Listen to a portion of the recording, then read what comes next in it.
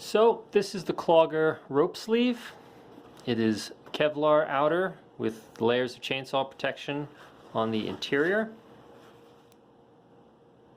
It has these tabs here for hanging it on your saddle or wherever you want to put it.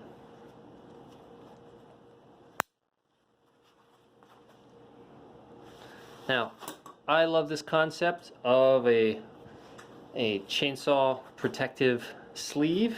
You can put your rope in it, you can put your lanyard in it, you can put whatever you need to protect it. So the concept is great. In practice though, there are a few trade-offs that make it a little bit of a pain in the butt, but they are easy to get around.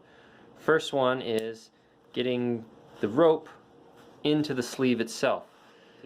You're probably going to want to put it on in the tree, and to be milking stuff in a sleeve while you're in the canopy, while you got this momentum of work going, is a pain in the butt.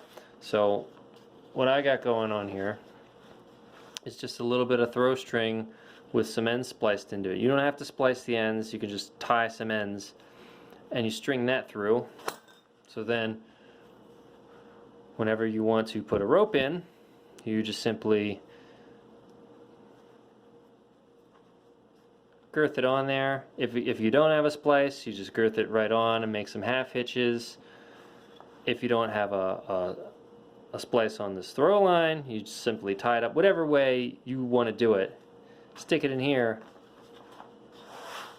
pull it through the other side, then keep the string on the carabiner for when you're done with it. When you're done with it, you pull the rope out, and then the string replaces the rope in the sleeve, ready for next time. So this is sort of a typical setup.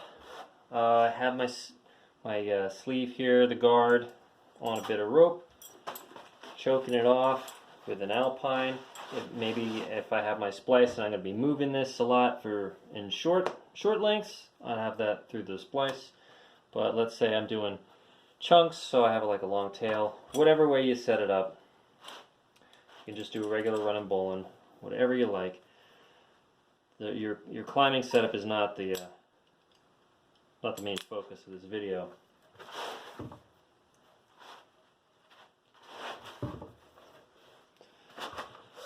So you have your sleeve here. Ideally, it'd be nice to keep it sort of in the part of the rope, because it's only about 3 feet long. Keep it in the part of the rope that's sort of in your blind spot for cutting. Should your rope, for whatever reason, maybe hang up on a stub or a bit of bark and have it just peeking above your plane of cut. You know, of course, we should always take the time to take a look around the other side of the tree before we start cutting anything, but sometimes mistakes happen. Some pain in the butts do occur when you're shifting around, say, chunky bark. I haven't really used this on anything really smooth bark, but chunky barks will catch the sleeve.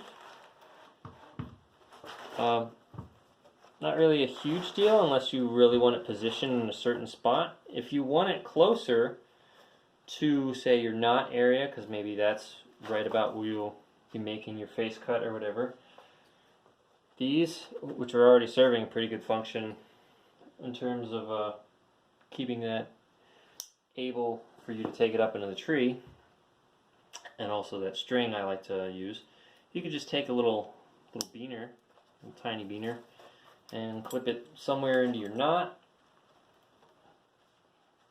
I would certainly make sure I have one that's locking, and that'll keep it in place when you get to bark snags, or at least keep it close enough to where you need it to be. Kind of maxes out at about a 12-inch diameter. You can certainly have it around larger stuff. You just want to pay attention to where you actually have it. Like I said, keeping it sort of in your blind spot where you can't see the rope exactly, so you at least have the comfort of knowing that this guard is there. Long, going around something smaller than 12 inches is going to really bunch the sleeve up. And I've had this comfortably around stuff in about the 8-inch diameter range. When you get a little smaller than that, it starts to not really cooperate because it can't really cinch down as much. So if you want to use it on smaller stuff like that, what you're going to have to do is take a wrap with it.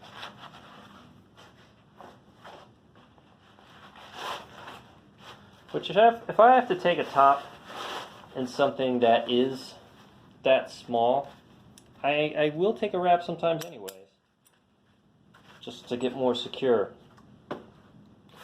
That does look like a lot of stuff here, so you're really going to have to manage, if you're rigging, you're going to have to manage where you put your lanyard, where you put your lowering hardware, and not create a huge fall distance for the piece you're going to send. But that's the sort of trade-off for having this cut protection on something really skinny like this. Another thing this adding a little carabiner will do, and this is more if you have that midline knot with a tail for retrieval, is sometimes when pulling down, this sleeve can snag, and that will want to pull it off the end. Even if you have a piece of hardware like this on there, it can pull it off the end. So again, the nice thing of having a little clip there that locks is that'll keep that from happening. Now there are things I suggested as soon as I saw this thing, like, oh, what about making it midline attachable? And of course, there are things that you can't work around when you're trying to make something that's chainsaw protective, because these long fibers have to be maintained. So if it does cut, it pulls all the fiber into the chainsaw and clogs it properly. So having things like a zipper or Velcro wouldn't really work out, especially if that's the area that the chainsaw makes contact with. It's not going to have the material, enough material pulled to it to stop a saw. So it has to be this consistent sort of tube. As far as, yes, how useful is this really? I think this is great for people, definitely for newer people starting out who don't have that sort of muscle memory or control when handling a saw, particularly on a spar. During crane work, that's when your saw is buried into whatever it is you're cutting, and it's pretty much throttled until the cut comes off. So if at any point the pick does something weird, a little twist or any kind of kick of the saw to cause it to dip out while it's still throttled, this is here to make sure that your rope is protected at all times. So far so good. It's pretty tough. I've only had it for about 2 months or so. I've only been using it, and no signs of wear. There's a lot of possibility with it.